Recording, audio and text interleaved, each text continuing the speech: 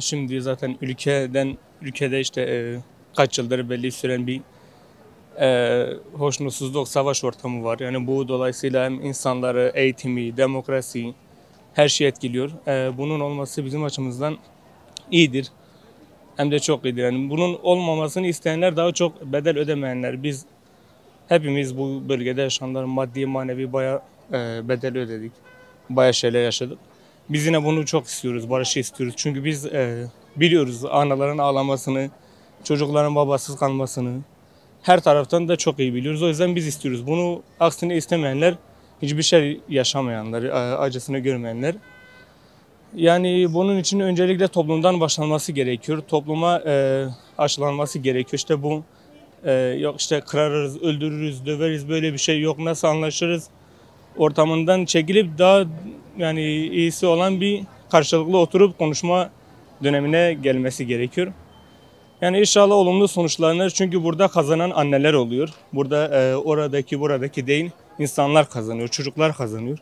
Biz de bunu istiyoruz. İnşallah hayırlısıyla ülkede barış, huzur, güvenlik ortamı olur. Savaşın birinci olumsuzluğu insani kayıplardır. Şimdi maddi manevi bazı az çok şeyler yine çevrilebilir ama insan kaybettiğin zaman sen aslında o zaman savaşı kazansan da kaybetsen de yani her türlü kaybetmiş oluyorsun. İşte onun için ailelerin, annelerin, çocukların e, güvenliği için, sağlığı için bu olumsuzluklar yani daha çok ön plana çıkıyor. Barış süreci yani hepimizi çok etkiler. Devletten tut en küçük insana bile nasıl söyleyeyim olumlu etkiler. Çünkü biz çok şey gördük. Yani ırkçılık olsun, sevgi olsun, ne olursa olsun yani hepsine de göz gerdik yine sorun çıkartmadık. Yani talebim öncelikle bir ekonomik bağımsızlığımızı yaşayabilmek. Çünkü yaşımız 23, üniversiteden mezun olduk. Hala sınavları bekliyoruz, hala onu bekliyoruz. Yani bir işte çalışarak bir şeyleri geçindirmeye çalışıyoruz ama bu da yetmiyor.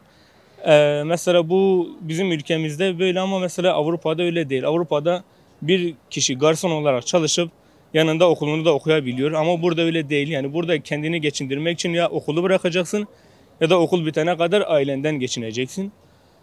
Birinci öncelik ekonomik bağımsızlık tabii ama işte genç olarak ama bütünsel halk insanlar olarak düşününce tabii ki demokrasi diyebilirim.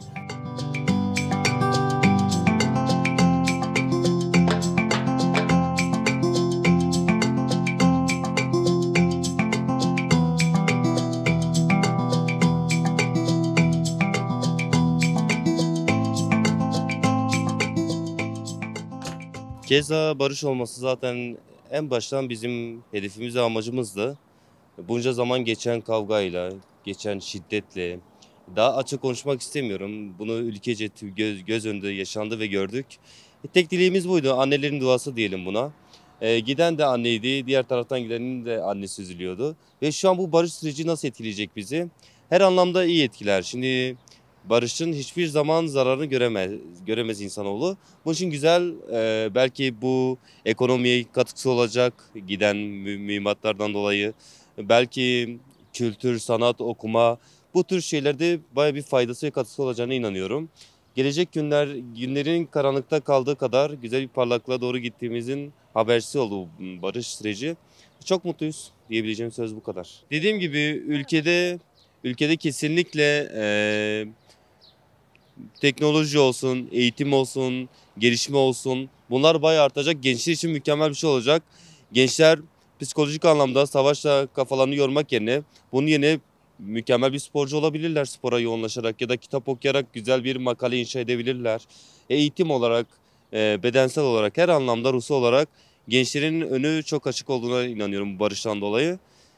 Keza insanların artık kafasının altında bir savaş psikolojisi olmadığı sürece daha rahat bir kafayla daha güzel şeyler başarabileceğini ve bunun özellikle gençler tarafından daha güzel şeyleri yorumlanacağına inanıyorum ben.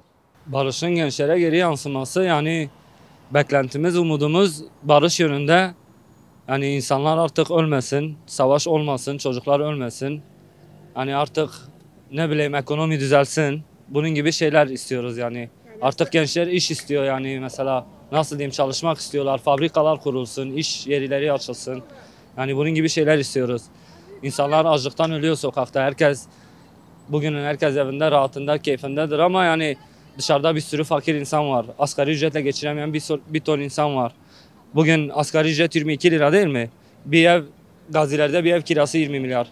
Asgari ücretle çalışan adam o kirayı nasıl verecek? Nasıl çalışacak, nasıl geçinecek? Yapamayacak. Yani inşallah olur diyorum. Olmazsa zaten bu böyle yürümez diyorum. Çünkü yani şu an gençlerin de halini görüyoruz. Herkes gayrimeşrua yönelmiş. Herkes yani başka işlerin peşinde, hızlı paranın peşinde, illegalin peşinde. Çünkü mecburiyetten 20 milyarla geçim olmuyor. Siz de biliyorsunuz bunu, baştakiler de biliyor. Hani başka ne diyebiliriz? Bakın bizim beklentilerimiz işte dediğim gibi ekonomi düzelsin, gençlere istihdamı sağlansın. Yani af çıksın, aynen yasa çıksın. Yani bunlar beklentimiz bunlar yani. Ama böyle olmazsa da zaten barış boşuna olmuş olur. Yani barışın bir anlamı olmuş olmaz.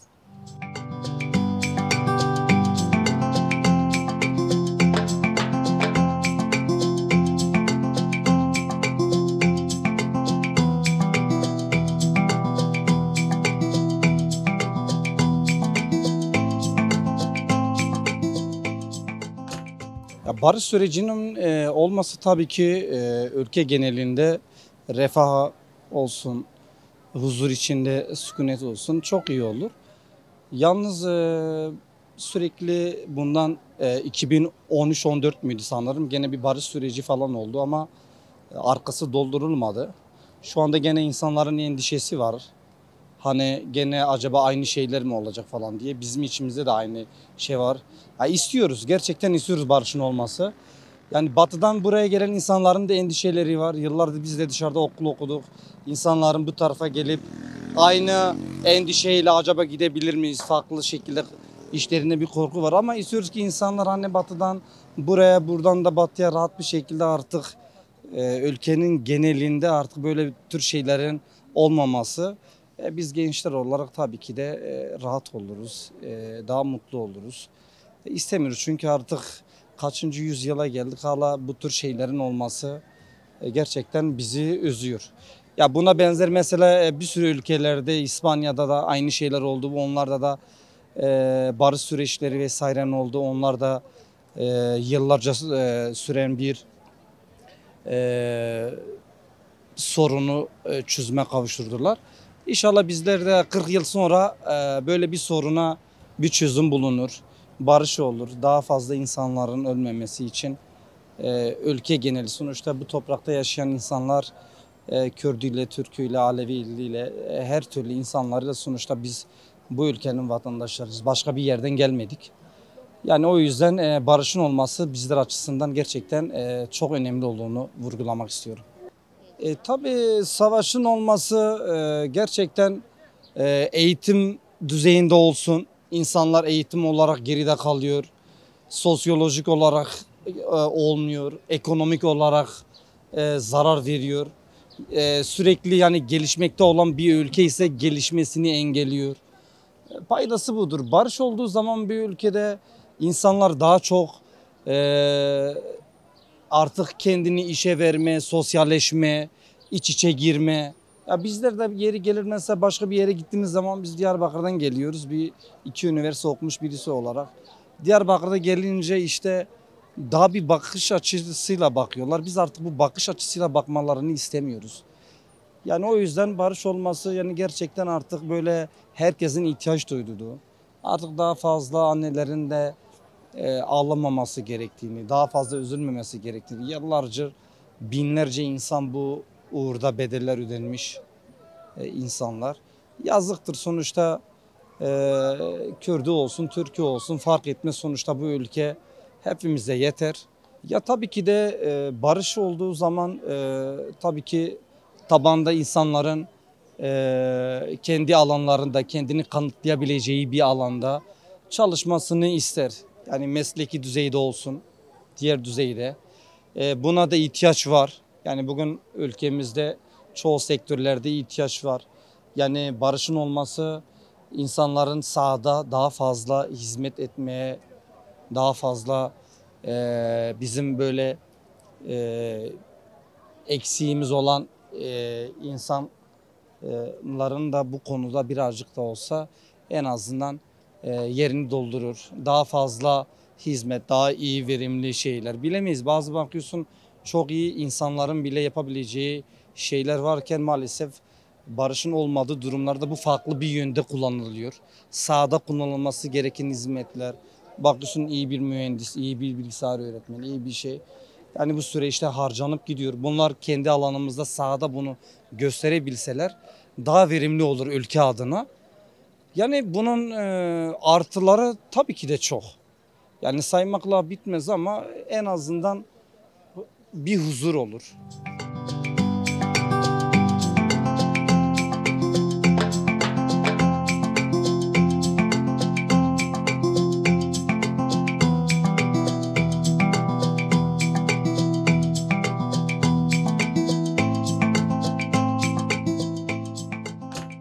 Ya barış mutluluk demek, refah demek, huzur demek.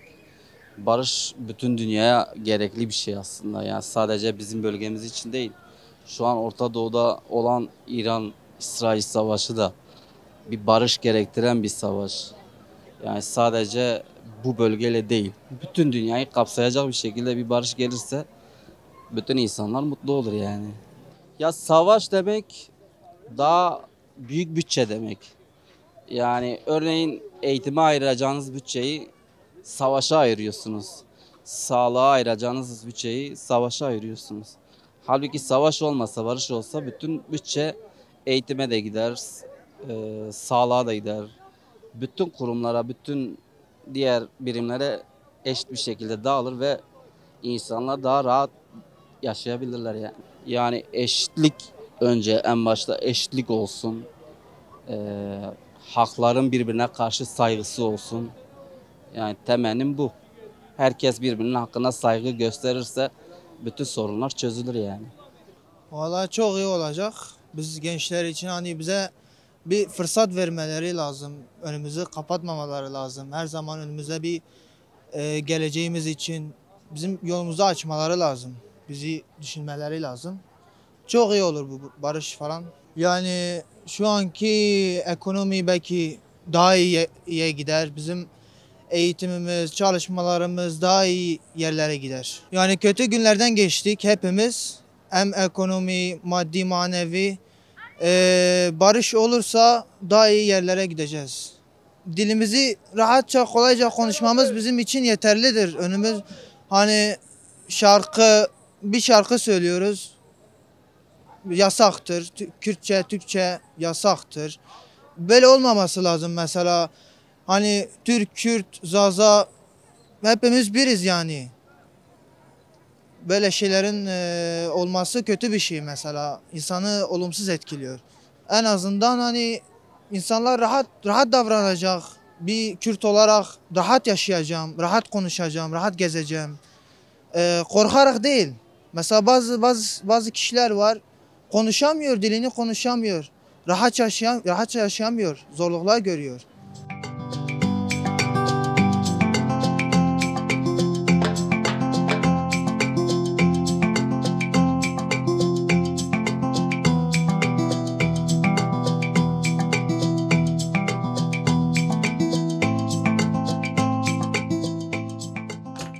Yani karşılığı olmadığı sürece hiçbir geçerliliği yok. Karşılıklı olması gerekiyor. Karşılıklı güvene dayanması gerekiyor. Karşılıklı güvene dayanırsa ve anayasal adımlar atılırsa amacına ulaşacağına inanıyorum. Savaş ölümdür, barış huzurdur yani. Barışın elbette ki yani her açıdan, her yapıdan bir katkısı olacaktır. Yani ekonomik olsun, adalet olsun, eğitim olsun, huzur olsun her açıdan katkı sağlayacaktır yani. Ülkenin refah düzeyi yani 2-3 seviye artacaktır bir anda. Ya şu an gençlerin tek kaygısı gelecek kaygısı. Şu an için hani olumsuz şartlara sahibiz. Ülke geneli. Ülkede hani ortam düzelirse,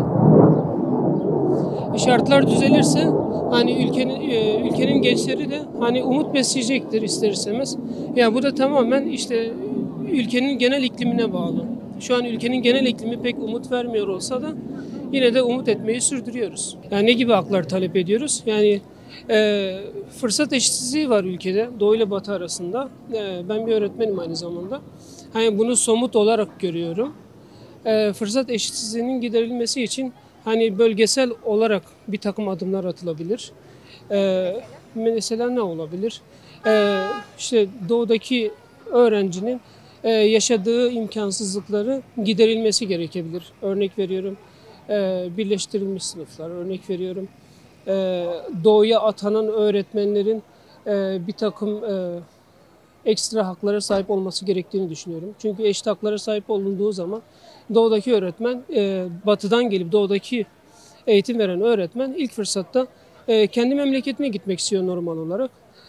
Hani cezbedici bir takım tedbirler ya da şartlar sağlanmazsa öğretmen de gitmek istiyor normal olarak. Ondan sonra ne oluyor? Oradaki çocuk biraz mağdur oluyor, öğrenci mağdur oluyor.